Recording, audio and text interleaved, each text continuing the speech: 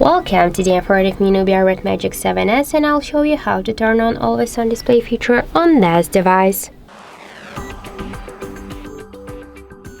So first let's unlock our smartphone and open the settings, then click the always on display section, tap on the right upper corner and here you'll see always on display swatcher. Click here once to activate it. If you wanna here set the schedule, the start and the end time of the on-display feature, you can make it just without any problems. We can also switch here the durations of the AOD from 2 minutes to 30. And now let's just lock our smartphone. And we can see that the always on display feature successfully activated. So that's it, thank you for watching, and if you find this video helpful, don't forget to leave a like, comment and to subscribe our channel.